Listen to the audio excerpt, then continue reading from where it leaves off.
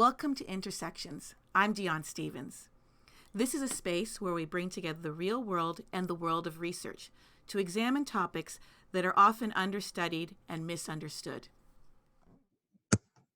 So good evening, and thank you for having me today. I'm really excited about today's talk because it's talking about something that is kind of interesting that I think everybody does, but nobody wants to admit, and that's watching reality television. So today's talk is titled Facing Reality, Black Women's Identities in Reality Television. And I really want to focus in on this because now there's a large body of research that's examining reality television as a really sort of recent phenomenon in the last decade or so, but also the way it's being played out in different groups and in different identities. And that's a piece that I'm really interested in looking at. I'm focusing on Black women because we see fewer of other racial ethnic groups being concentrated or presented in really concentrated ways, in the same way that we're seeing Black populations. And I'm going to talk about that a little bit more. But again, I'm going to first talk about the ways in which reality TV is part of a new cultural phenomenon. Then I'm going to look at the ways in which it shapes women's experiences and why women are so in tune and watching it at such high levels. And then I'll specifically focus on Black womanhood. So the first thing we have to start thinking about is, what is reality TV? I'm seeing a lot of people smiling, and yeah, there's different reasons of how we define what reality TV is. And is there a set definition about what we think reality TV is and how it plays out? So I'm sure lots of you can name your favorite reality show, somebody like Big Brother. Yeah, some of you will also watch things like Love and Hip Hop, Basketball Wives, and a lot of what you watch will also indicate who you are and your population by saying what show it is. But when we're thinking about what reality TV is it's actually a mix of multiple things. It sort of blurs the line between presentations of fact. It also integrates fiction, and then there's an actuality that's tied to the own participants. And in that case, I mean, you're going to hear me use the term participants. I'm talking about the characters or the individuals on the show. The other thing that's unique about reality TV, there is a manipulator of viewers because you are directing scenarios and subplots. So in some ways there is this idea that these are people's real lives, but we also know, and it's being talked about, that there's a lot of direction and shaping of stories and pushing people to go in directions, whether it's being done consciously or unconsciously, but this is part of it. But the other piece is a form of edutainment. And this is a term that was really popularized in the 90s with hip hop in particular. Chuck D uses it a lot. And it's this idea of mixing information, entertainment. It's really important to think about edutainment, specifically when you're thinking about Black populations, because of how influential TV has been found in the research on Black adolescents in terms of their identity development and decision making. So when we're thinking about the reality TV, the other piece that's important is we're using this word reality, but we really have to question what is really reality and whose reality are we talking about? Well, in terms of defining it, the Directors Guild of America actually has a definition, which is really interesting. So this is how they define it in terms of setting it up as a genre in terms of television. It's an unscripted entertainment program that depicts actual people and with one or more of the following components. The program's premise, circumstances, or situation are manipulated for the purpose of creating the program. The program uses contrived, manipulated, or staged elements, including reenactment or highly stylized production or editorial devices. And the program may or may not include a prize and or competition. This does not apply to variety programs like Star Search or American Idol, to traditional quiz or game shows, or programs like Entertainment Tonight, which are covered by special agreements. So if you're thinking about it, this actually is a really nice, concise way of defining and understanding what goes on in the construction of reality TV to help us better understand what's taking place. So the Directors Guild of America actually has done a great service by, with their setting up of what the genre is defined as. It helps us also understand better what we're looking at as we go forward.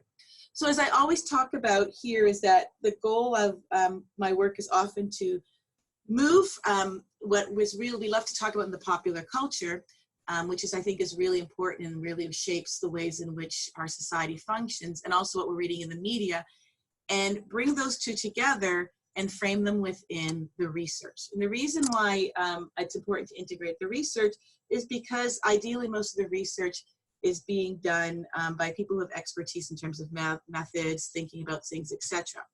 That doesn't mean that the popular culture narratives and news reports are wrong, but we really sort of have to start linking all three of these together, and we don't really do that. And I think by linking all three together, we'll be able to increase our literacy around the issues that we're all talking about. And so that's what I'm pulling together in this talk. And that's what we're going to sort of add, or what I'm hoping to add to what's taking place in discussions right now outside of academia, and then bringing the popular culture news discussions into academia here.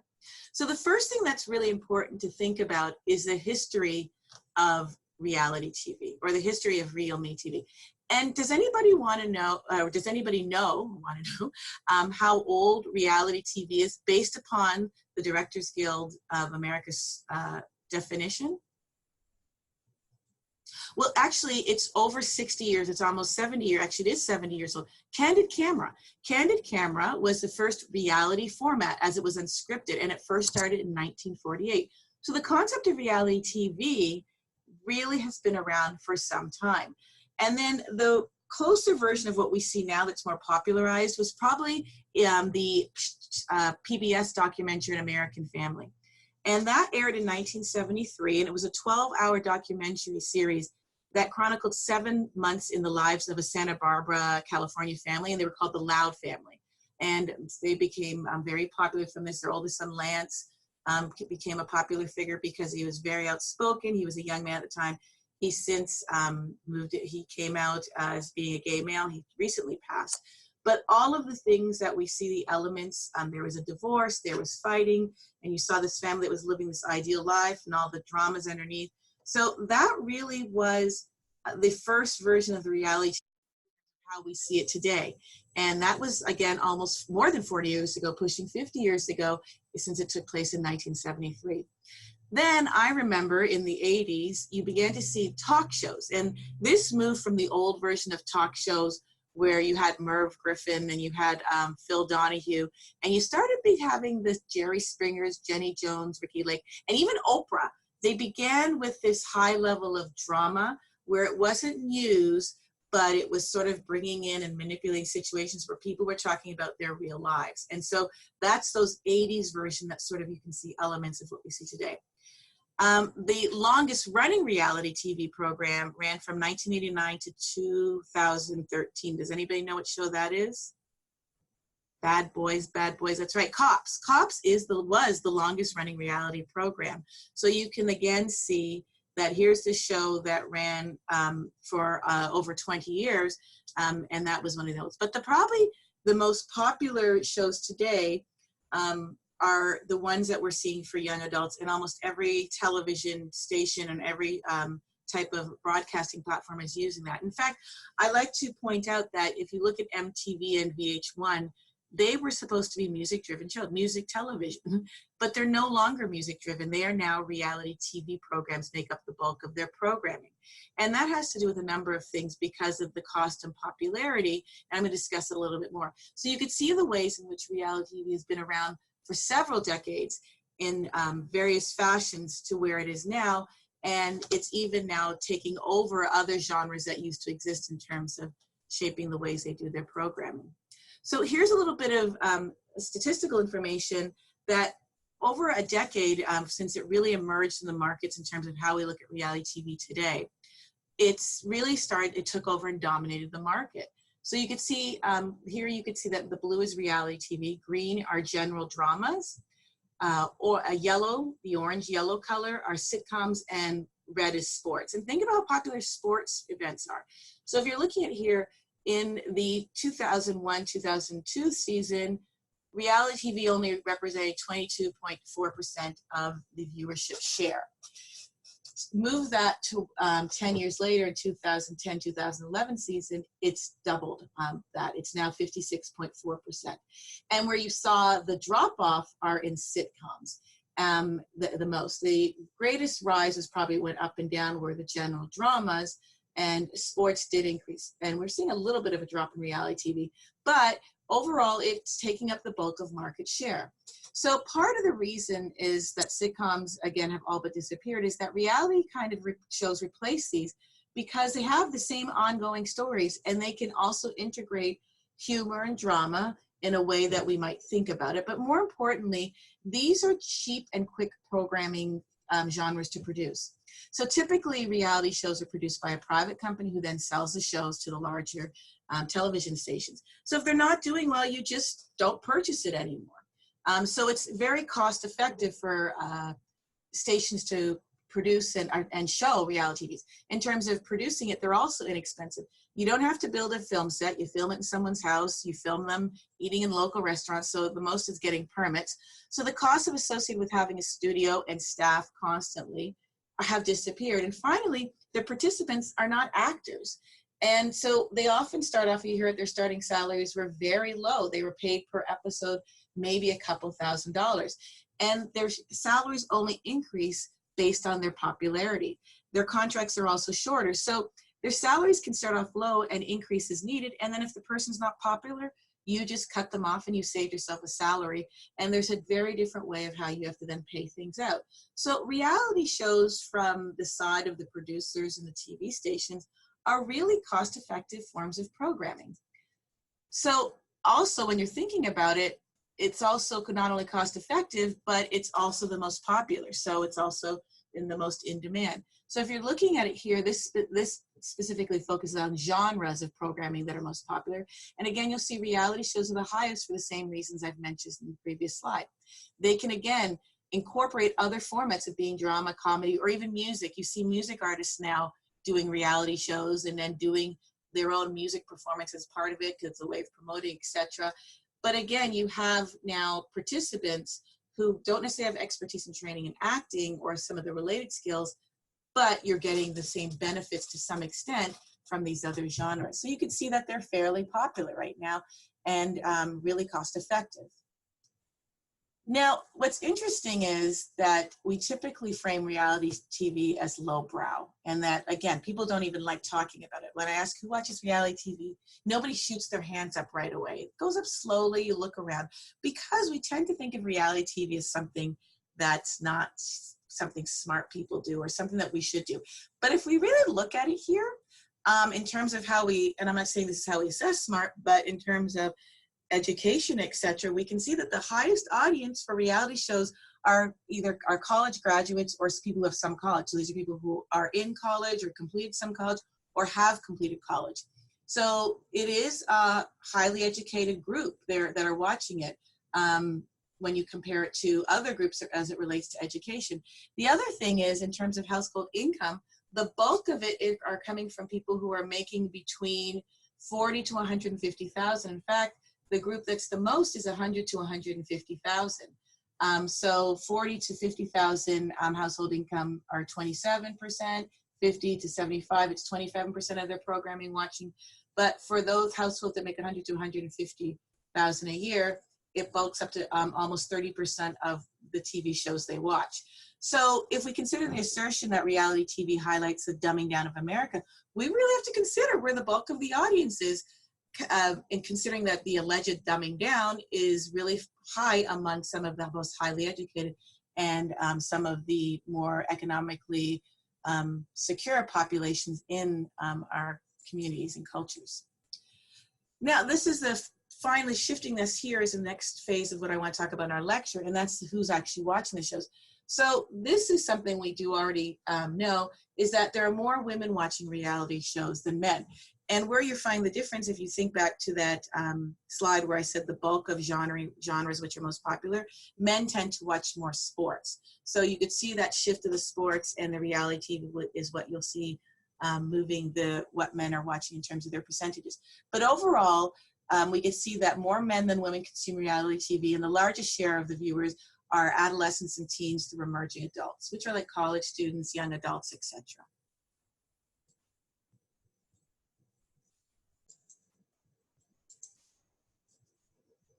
So I want to shift now to start thinking about, so what are women watching? What is it that's being shown, and as it specifically relates to our ideas of womanhood broadly, and gender is probably more of what I'm speaking about here, is how is gender sort of integrated into our understandings of what's happening on these shows, such that they become so popular among women, and particularly young women, as representing a third of the programs that they're watching, both on their online platforms, on actual television, and through other forms of media. So this is where it's useful to go back and start thinking about, why do people watch TV? Like, why do we even use the media? And there's the theory of uses and gratification that says there's 4 reasons why we watch TV. And this can fit really well when we think about why we ourselves might watch it. So it's entertainment and diversion. So it's something that's just on. It makes me not have to think about my problems. It's just something to make me laugh. I don't put much thought into it, which is, I have it on while I'm doing work with my computer. It's in the background. I'll pay attention. It's that kind of framework. The other one is that for a lot of people, it's also a form of seeing what's going on in the world. So it's watching other people's lives, particularly people that we might not have relationships with. So whether it's people that look different from us, people that live in a different part of the world, people who are poor, people who are wealthier.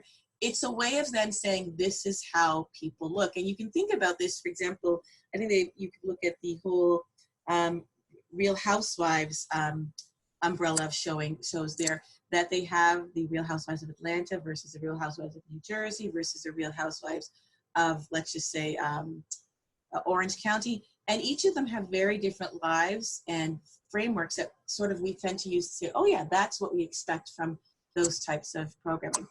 The other one is that personal relationships. And a lot of times people watch these shows, and because they're being talked to, that we break the third wall in reality TV, where people will talk to the camera, sort of where there's in the middle of the fight, and then it shows the person sitting, explaining what's going on, how they feel.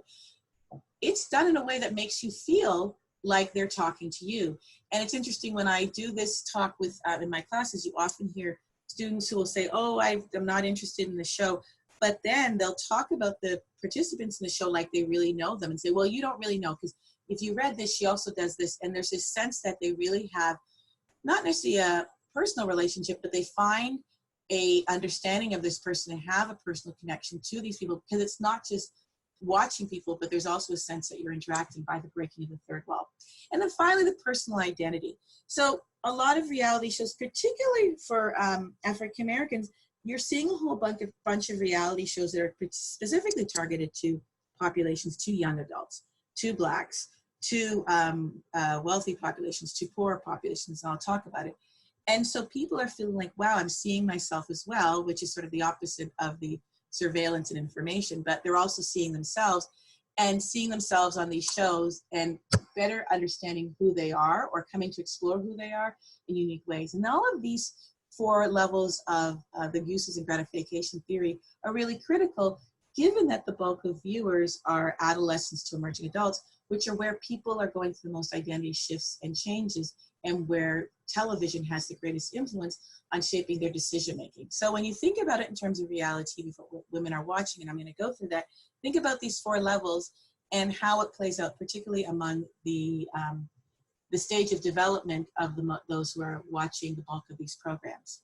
So let's start thinking about what women are watching. The first thing we could think about is voyeurism. And so what we're thinking about it's sort of a type of spying, where we're looking at people's intimate lives. And it's sort of like, in some ways, we're going into their homes. We're watching them at work. We're seeing them argue with their husbands. So we're actually getting to see things happening in real people's lives, reality TV, that we usually might not want other people to see. They're waking up in the morning. Now, usually they're looking good, they got their makeup. But the idea that we're actually going into this sort of peeking in to see what's taking place in people's lives. And so these participants are willing to do this in terms of opening up their private lives for profit. And that profit could be economic, or we'll talk later on also for celebrity profit, what they can parlay. So there's this idea that it's anonymous, that we are not there, but we do have access to their lives. So on one hand, it's like we're a fly on the wall watching them. And so this idea that the reality TV personalities aren't seeing us is really kind of difficult to think about, because the reality is they are aware there's an audience. So this allows sort of an unscripted social interaction through the third wall. And so this voyeurism is comfortable and interesting, because we're enjoying seeing people's private lives, intimate lives, while also feeling like we're part of them. The next one is exhibitionism. And of course, the Kardashians, they have made a killing. I think they're over a decade of their show now. And again, this emerges from voyeurism. And this is where you're allowing people not just simply to access, but you're also putting yourself on display. And you're right, in some ways, reality TV, you hear this over and over again, encourages people to exhibit behaviors that they might not engage in otherwise, or say things they might not engage in otherwise, because their whole ability to stay on the show and maintain their character or their role or this job, because it becomes a job. You cannot really work elsewhere when you have this for most of these people, that they have to present themselves in different ways. So being an exhibitionist is a valuable behavior in reality television context, because that's what increases viewerships and is valuable to the producers. So the more you engage in exhibitionism as a reality TV personality, the more airtime and the more salary you make. What's unfortunate is no clear line in the sand. What happens if you go too far? What is too much exhibitionism? And so it's easy for us to sit on the outside and say, this is it. But on the other side, this is what's also driving these TV shows. The next one is also transformation. So a lot of these shows also have an element of transformation. Now, of course, there are the blatant transformations like, the surgery ones, or they get to have their lives remade over, your house is done, things. But there's this impersonal transformation that's happening with this idea that people have grown by watching myself on the show, and I'm learning about myself through watching this, etc. So there's a lot of psychological issues that are explored by the participants when they do that third. They're talking and sharing their beliefs and feelings about things. And that's really sort of this idea of transformation that's taking place. So we're watching people grow and live their lives. We watch divorces, we watch babies. And so we're seeing these dramatic changes in their form in terms of their lives or their experience. The other piece that's interesting is that central to this transformation are people who are supposed to be experts. And I'm going to talk about that are involved in the transformation, and they in themselves then also become part of this. You love me. Am I pretty? Oh yeah, I love the outfit. A piece that's really interesting for women that occurs often in reality TV shows, which is the piece that we can talk about over and over again if you're talking about it here, is the idea of relational aggression. I mean, just this clip was classic. Just watching it, like only on reality TV does this work, and it wouldn't have the same impact if it was like a sitcom.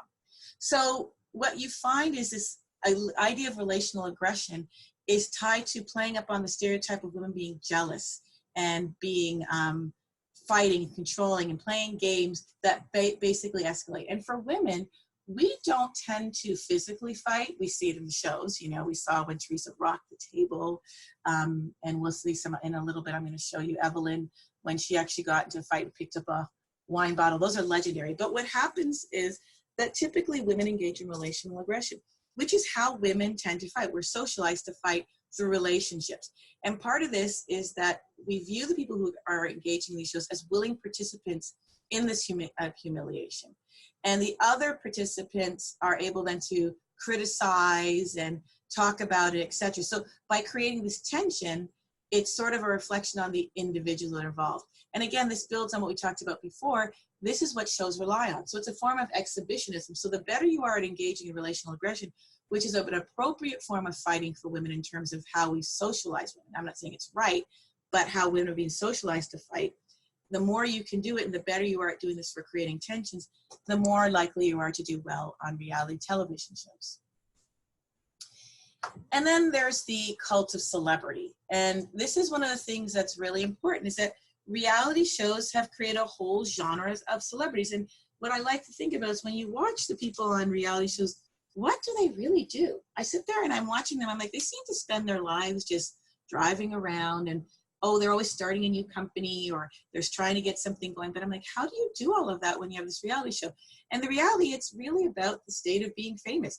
Their job is to become celebrities, and reality shows have created this. Again, the most famous are the Kardashians. Before this, they had a shop in Calabasas, a little shop there that their father put together for them. And then Kim Kardashian made the sex tape with Ray J that was released. And now they are making, I believe it's like 50 million a year as a family as a whole. And so they have really parlayed this reality culture into a culture of celebrity. So it ties in voyeurism, exhibitionism, and this is sort of creating an opportunity to become star in your own. And you can also see this in YouTube. We call them now social influencers. So people are now being able to drive what people want to buy, what's being sold, etc., simply because they can now encourage others through the celebrity in their own way. So you now get to watch ordinary people who became stars, and people themselves can now start imagining themselves becoming celebrities. So this manufacturing, this celebrity ideal and the possibility of celebrity is essential to fuel the demand of reality TV, because this is like, these are people like us, or this is someone I could be like, and this is what's going to be able to keep these shows going forward.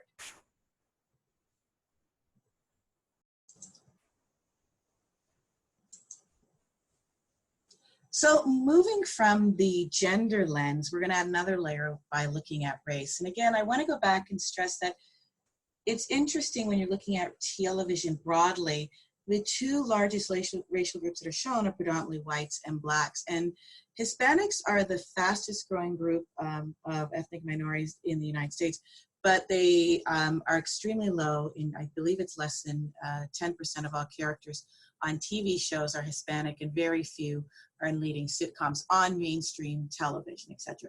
Now, if we look at it by genre, so if we look at channels that are targeted to Latino, Latinx populations, you'll see that there's more. But there's very little around that, and bulk of the programming that we can see right now is around the Black populations.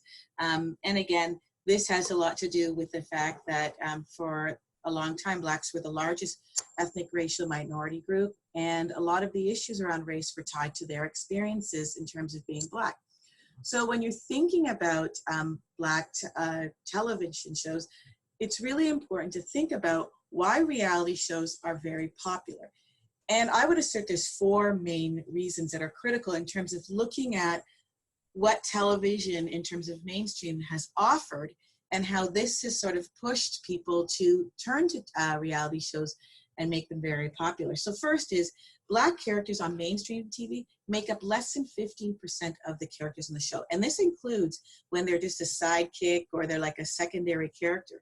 So if you think about that, in mainstream television, there's very few portrayals. Even when you're looking at mainstream reality TV, taking out the Black reality shows, they just had a Black bachelorette, and it was a big deal that they had her.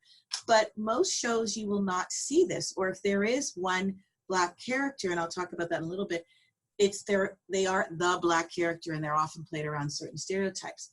So when you're looking at Black women in reality TV as a genre, you have to recognize that it's become a unique genre, particularly targeted to the Black community and on shows on stations that are targeting the Black community, because the fact that now they can see large numbers of Blacks. The other thing is research has shown that African Americans are more likely to watch a show if it does feature Black characters or cast or addresses socio-political themes. And the reality is that reality shows often, first of all, they do feature Black characters and casts when you're looking at the shows that are out there, but also you do hear them discussing issues that are happening in the world. It's not like these characters are separate from the Me Too movement or the elections, etc. You hear when these things are going on, you hear the discussion about what's happening, and they discuss these sort of issues, and they discuss their own experiences around racism or other related issues about being Black, and even things that might be less political but are social, that are unique. So you're finding that that's important. The other thing is that Black television viewers also are not relying on mainstream TV. 74% report that they stream at least some of their TV content. So reality shows are making a big bulk and a movement towards non-traditional mainstream media. And so this makes sense that if you're having a large number of Black viewerships that are streaming, they can get content that the mainstream TV aren't watching. And the other thing is that African Americans are 44% more likely to link their own social media profile to a celebrity when you compare it to other groups. And that ties that there is a sense of connectedness to the celebrities. And again, celebrity in reality TV can be very different, and seeing these things. So the idea of celebrity and feeling that you're connected to the celebrity has more of an impact in reality TV show portrayals. Now, taking back, I want to stress that I'm looking the audience. What's interesting is a lot of people don't realize that there's a whole other genre of Black reality shows. So I'm sure many of you have never heard of these shows. And again, some of these aren't even on. Keisha and Daniel, they're now divorced, and he's now on, and both of them actually are on Love and Hip Hop Hollywood.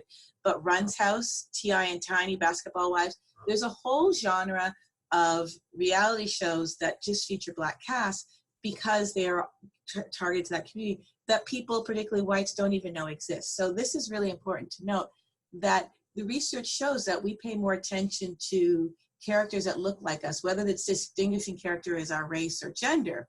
So this is why reality TVs have really made strong inroads among African-American, Black youth and emerging adults and young adults. It's also important to note that when we're thinking about African-American women actually watch more TV than any other ethnic group, and they watch more than even Black men. And African-American women are more likely to watch reality-based programming because, again, there are very few opportunities to see Black women looking glamorous, being able to voice themselves and be in their spaces in mainstream television. It's increasing, but it's not as common. But you could see that the cable shows have known this. And if you look at the Viacom-owned channels, you could see that these shows really took off on the mainstream channels after Flavor of Love. And I distinctly remember when Flavor of Love took off because I happened to come in on work on the weekend and I was using a clip from the show, and there was a man fixing the floor and he's like, "Oh, is that Flavor Flav?" And this was an older white gentleman. And I said, "Yeah, you watch the show?" And he goes, "Oh, my wife loves it, blah, blah, blah." And so this man, who would normally not necessarily even know who Flavor Flav, he didn't know he used to be a rapper, part of Public Enemy. But the fact that it was on this mainstream channel and it was this reality show, he had this understanding of who he thought what Flavor Flav was. And you saw Flavor of Love take off. In fact, it was more successful than even Bret Hart had one. Then we had Chance at Love, which was Real and Chance. But Flavor of Love was really the foundation. And Flavor of Love is really responsible for why you saw MTV and VH1 shift from being music channels. And in fact, what they said is that they were doing this shift because they want to evolve the network into a more realistic reflection of the world, an alternative to the largely white middle-class world of much of network television. Personally, I doubt they were doing this whole push to be, more diverse, etc. It's just a lot of money, and they have made money when you look at the shows right now, and they call a lot of urban television programming, which we know urban is code to mean Black, Latino populations, but it's big money. And so you're seeing that even the shows know that even other, other major stations are recognizing that reality TV is important, and particularly reality TV geared towards Black audiences. So some of you right now have probably never heard of some of these shows. I just talked about them here that are happening. And again, some of these have changed. They're not even around anymore. But if you notice that there's different types of show, you Basketball Wives is still on as right now, Love and Hip Hop, Braxton Family Values, Tia and Tamara, I'm not sure, Mary, Real Housewives of Atlanta, of course. Black and Crew, there's like 5 different versions of that now. There's Black and Crew New York, Chicago, Compton just opened up.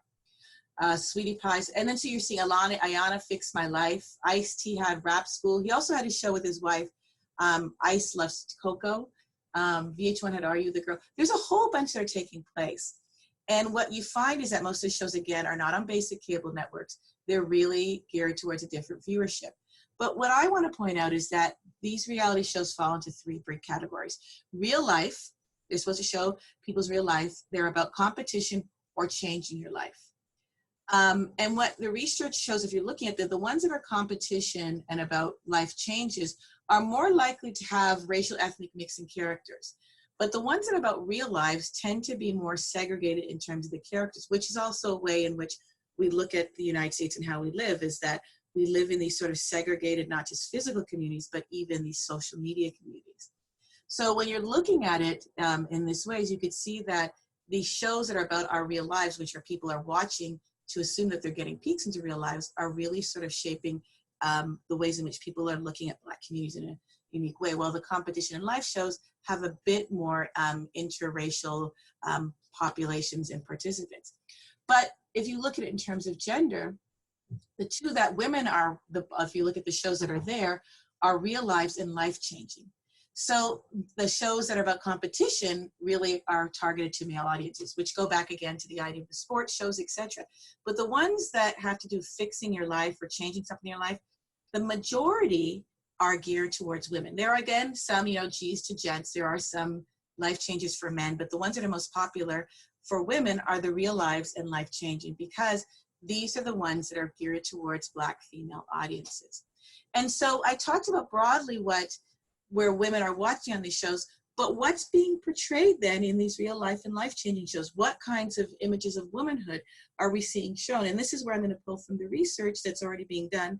There's been quite a bit of discussions around this, around what we're seeing around women in reality shows, and particularly Black women. And the first one I want to talk about is personality. And of course, Omarosa is now famous for being Trump's liaison to the African-American community for a minute, and now they've had their falling out. But she really became popular, and her foundation of her identity came from being on his show. And so she became known as the Black bitch. She was the horrible, aggressive woman. And this type of personality shifting you see all the time if you watch these type of shows that's taking place. And so the first one is the stereotypes around Black women's personalities. And what you're seeing is these badass Black chicks and bitches. And what you find is the research has shown that there's an overrepresentation of Black women emasculating, being hypersexual, adversarial, and dominating in reality TV in a way that you're not seeing other groups. They're overrepresented and disproportionately framed as being verbally aggressive, and they're more likely to be victims of verbal aggression too when they're on other shows. So there was an analysis that was done as well that found that half of reality TV portrayals showed Black women as the angry Black woman stereotype, that she was argumentative, did verbal threats, and even in terms of how she presented herself as in terms of her facial and body mannerisms. What's interesting is if you see these same behaviors and attitudes framed on other shows, it's not looked at the same way. So this is really interesting, is that we have a label and an understanding that's critical that people are watching, and a lens that's being used for how we frame Black women on these shows. You rarely see them as being presented as gentle and sweet and kind, and if they aren't going to be staying on the show, etc. The other interesting piece is the economic status. And I like this picture because it's Nene Leakes, who is, I believe at this point, back on Real Housewives of Atlanta. And here she is posed in a bathtub of diamonds, holding champagne, on one of the leading Black news and entertainment magazines in North America. And Nene was a former stripper who married a man who took her out of this, and her big claim to fame is being on reality television. And then she did get a TV show she was on that you can see the ways in which economic status in economics ties in to what's happening on the reality shows that are geared to Black audiences. It's very different than the ones where it's a Black participant on when it's in mainstream. And the ones that are geared to Black audiences, there's an exaggeration of affluence, while there's an underrepresented of working class whites.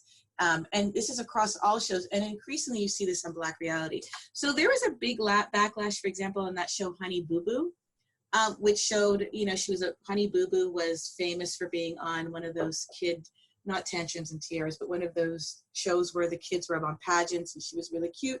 And essentially Honey Boo Boo and her mom, Mama Jean, and her father, Papa Bear, they all were on the show where they were living poor white lives. And there was a huge outcry. We didn't have that outcry in the same way, but it was because they were this one image of underclass, but it wasn't framed as that is how white people are living. But you're seeing that for other shows. But what's happening with reality shows is that you're seeing this push to try and present yourself as exaggerated affluence. So there's this celebration of materialism and wealth. And it's really framed as an important goal for Black women on reality TV. And in cases where we see them, where there's foreclosure or bankruptcy or there's poor, that's actually used as a sign of weakness and failure. You actually hear the characters yelling at each other, "You're broke, you're poor, you can't pay your bills." And so this embracing of the idea of being wealthy then frames other people who are working or lower class as other, and it's used as a source of shame. What's interesting is that these shows, it's not that these women don't have money, but a lot of it is just framed for the TV show. One of the things I like is if you watch the reality shows, you look at their homes, a lot of their homes that they're showing, it's not personalized, so it's clearly something that they've rented. Or the ones that do have a lot of money, it's because they and their partner together happen to be this 1 or 10%, 1 or 2% that are athletes or stars, etc. That is not the reality of most people. So you're supposed to be either a balding babe or a ghetto girl.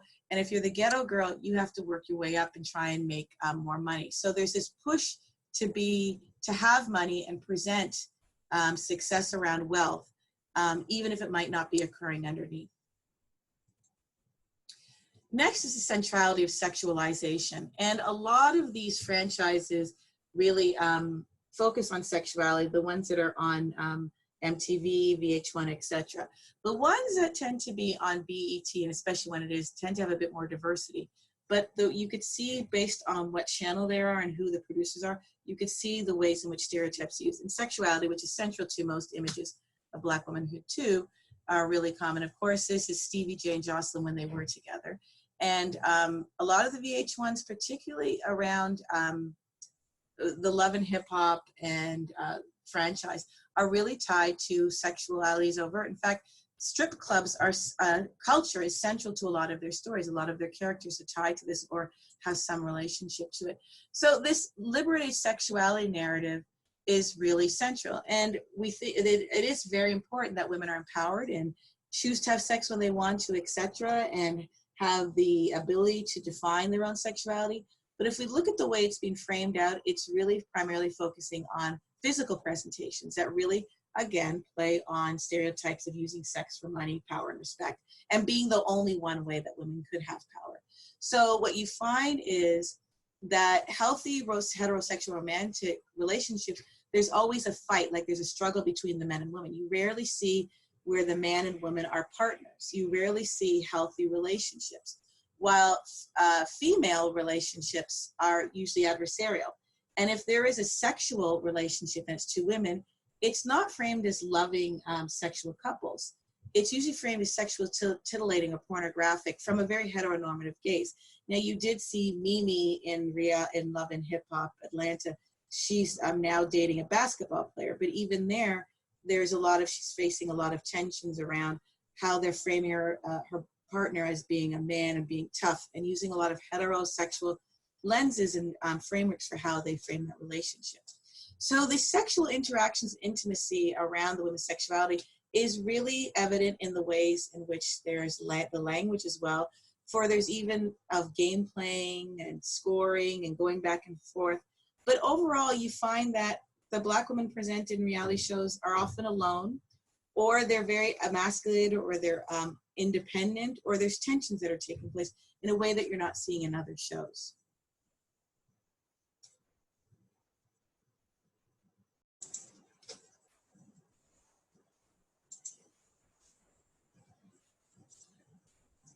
So how does this affect Black women? We've talked about what's going on with women. We've talked about how it's specific to Black women's viewership and the images that are being framed about them. But these are just things that are happening. How does it really play into what's occurring in terms of their well-being? And there's actually been some research that's showing that watching these shows have both positive and negative effects.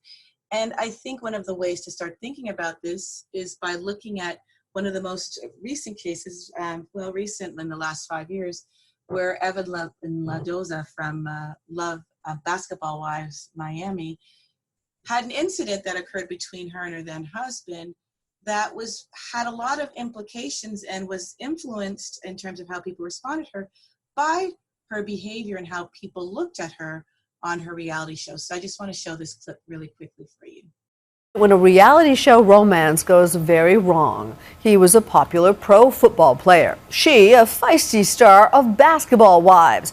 Their marriage seemed destined for TV gold until it all came to a crashing halt one terrible night, only weeks after they wed. Now, for the first time, Evelyn Lozada opens up about what she says really happened and what role the spotlight played. Here's ABC's Amy Robach. 911, what is your emergency? Yes, I have somebody here at my house that was in a little domestic dispute with their husband. Evelyn, bleeding profusely, ran to a neighbor's house who immediately called police. She's got a cut on her forehead. Does she need paramedic? She probably is going to need stitches, yes. How are you feeling at that moment? Humiliated, embarrassed, in shock. My fairy tale had just ended. But even though she appeared to be the victim with 6 stitches, many didn't believe her story. And here's why.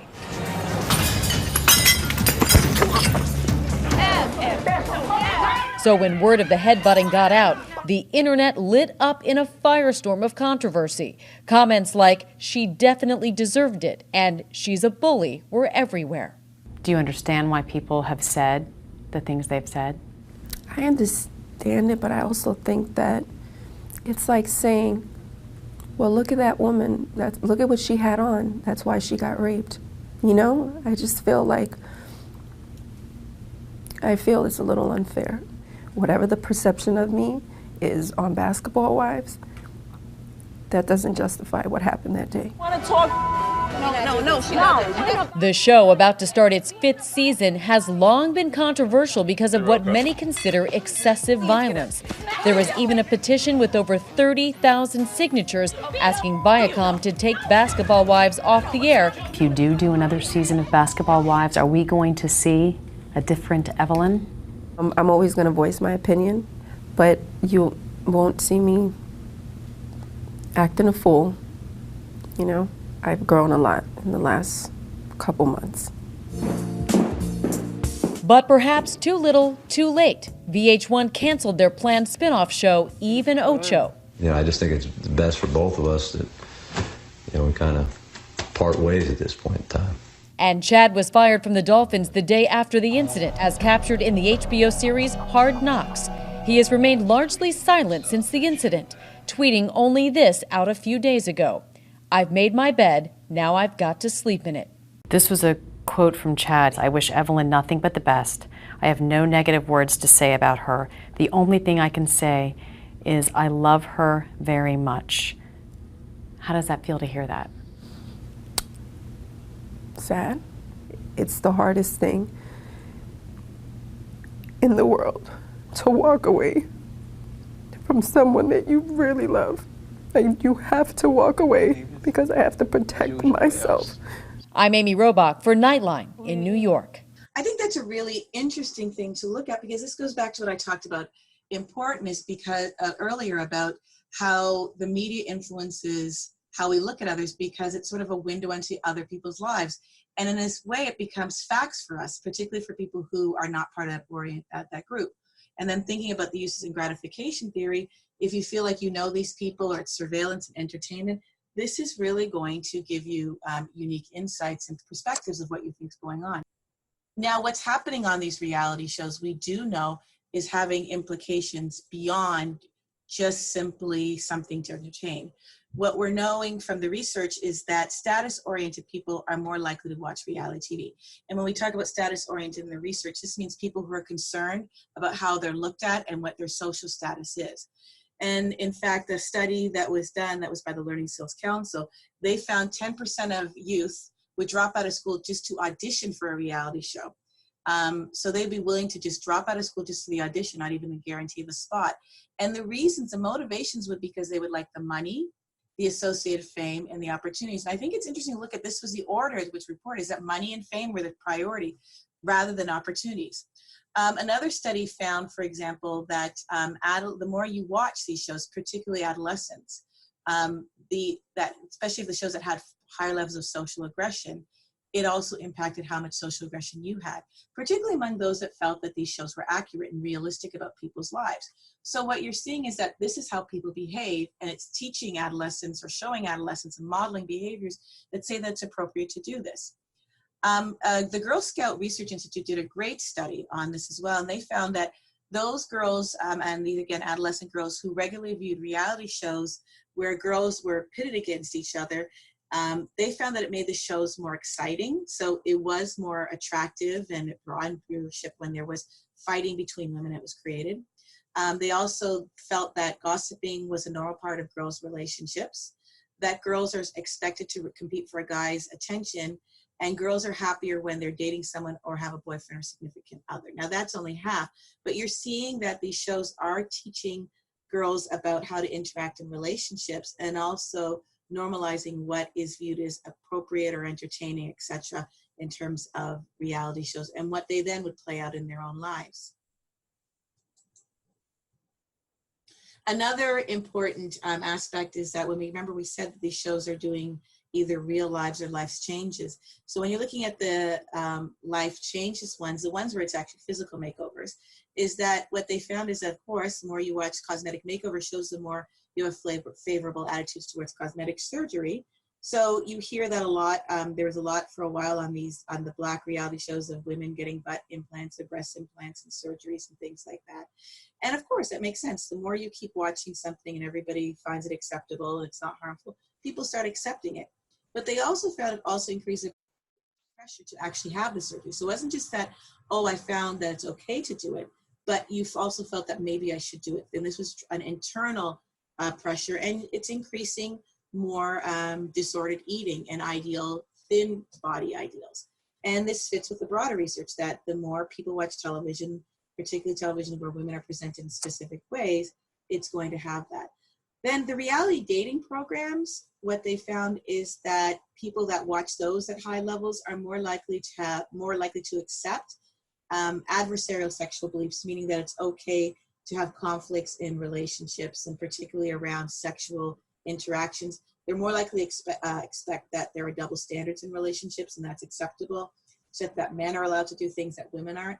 And they embrace more stereotyped traditional notions about gender, sex roles, and what men should do and what women should do. And these shows play on that because, again, dating is very gender scripted and has gender roles.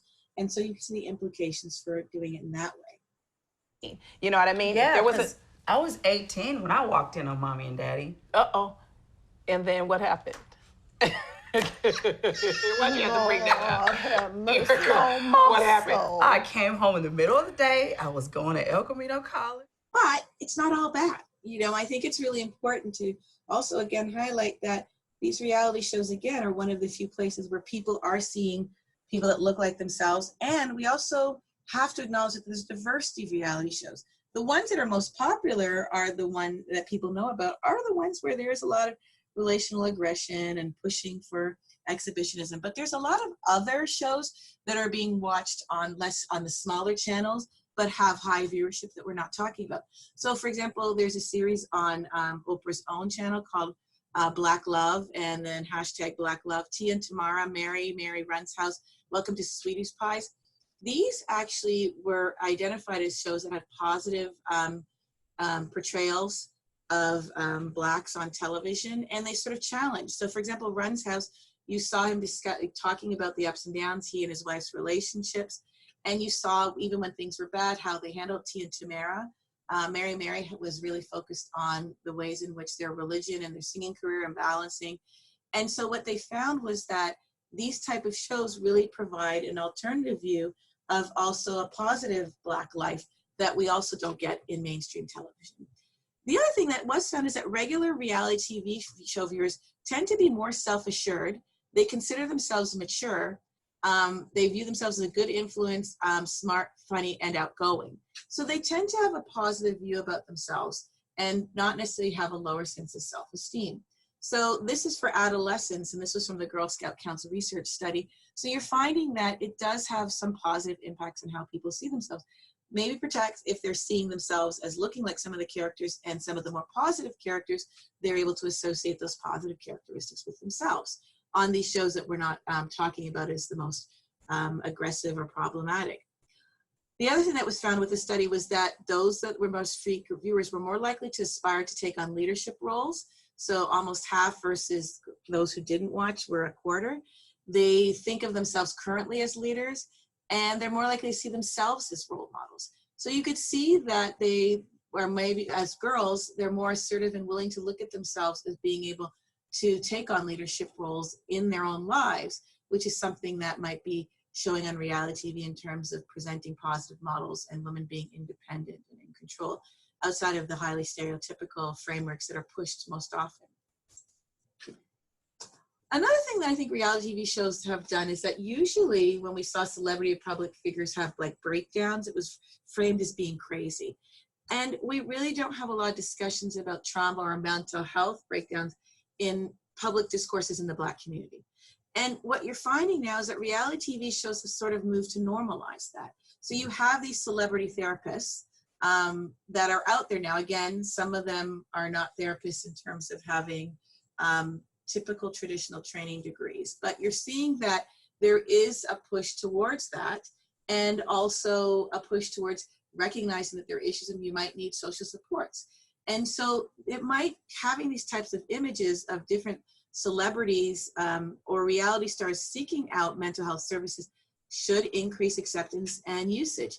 In fact, there was a study that found that comedy and drama programs that feature plots that highlight seeing psychologists or going for psychiatric treatment actually was found to decrease students' perceptions of the negative stigmas of seeking psychological help. So seeing on television more and more people getting help for mental health issues made people less frightened about the stigmas, how they're going to be thought about, the implications. And there are some pilot studies out there that are being done that indicate that positive, when there's interactions between a psychologist or a therapist and a client on television, particularly on reality types of shows, it improves students' attitudes towards therapy. So in the study that was done by Vogel here, it was with Dr. Phil and people on Oprah's show when she brought in therapists. So for a lot of people, they might not be exposed to using therapists, or they view therapists as when you're crazy or you really had a breakdown, rather than looking at it as a mental health check-in and viewing it as something that's really important to look at. So again, I want to stress that there's a lot of problems with reality TV, but there's also a lot of really good things that we have to start considering, particularly when we're looking specifically at Black women. And so what we do need to recognize that we probably have to move a lot more away from the stereotypes that exist, but we also have to start looking at how we're looking at these shows and things that are shifting. So for now, we're beginning to see more and more celebrities from people that were not celebrities just because of reality TV, but are celebrities because of other success in their life. For example, athletes, you're seeing singers, you're seeing other people taking on shows. So for example, you see T.I. doing a show on Love and Hip Hop, you're seeing other people as well. And so this is gonna also shift how we're looking at these shows as well, that it's not all people who have done nothing with their lives and became a celebrity. You're seeing people that are now giving windows into their life that have been successful in other spaces. So this is also important, something we have to consider when we're talking about reality TV, to not just make sweeping statements. Also, this diversity in programming and focus across networks. So for example, the mainstream network reality shows that feature Black women tend to be more stereotypical than the ones that are on BET or some of the other networks that are specifically targeting Black communities. So it's important to note what platform these shows are being produced and aired to really see. Also, what does it mean when it's an African-American woman, a Black woman, if she's a central character versus being like a sidekick or one of the secondary characters? So does it matter if people are watching The Bachelor where the first Black Bachelorette, Rachel, was on there versus if she were one of the many bachelorettes vying for The Bachelor? Or if the show features an all-Black cast. So all of these things make a difference if it's just one character versus if there's several characters, and if that character again is on a mainstream channel or a channel that's specifically targeted to Black audiences. And then the other thing that I think is important, what is about Black women who are part of producing this behind the scenes? So what does that mean in terms of their responsibilities? So Mona Scott Young is the head of the Love and Hip Hop franchise and others on Viacom channels. And so what does that mean when more and more Black women are choosing to not only be on these shows, but also produce and contribute to making them? And we have to start thinking about the ownership and responsibilities around that. And I think that's really important to think about when we're talking about reality shows and Black womanhood. So looking ahead, I think there's quite a few things that we could do to sort of continue this discussion. And one is, we have to look at this as a culture, like we look at TV shows and TV itself as a culture, but we'll also look at reality shows as a specific genre within media culture, and gain greater media literacy. So it's actually a great resource for staying current on what's happening. So I forget that I'm older and I think that I know what's going on, but I'm like, what are these languages? What are the cultural cues?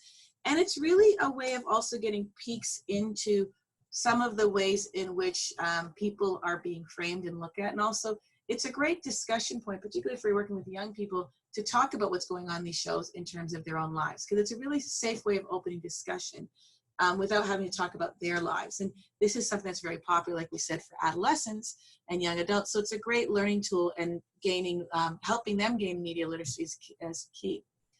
Also, recognizing that people have different levels of awareness and their viewership and how they give value to this genre of television, so is really different. So co-viewing it or even having people discuss it is really important. But I think what's also important is that we should have these discussions regularly, and not only when there's a big drama or crisis. So for example, there was a show called All My Baby Mamas, when rapper Shawty Low, I believe he had 10 baby mamas, was going to do a show, and there was a huge backlash and outcry against these shows. So sorority sisters were featuring girls that were in sororities, but it wasn't sanctioned by the Black sororities, and there was an outcry for that.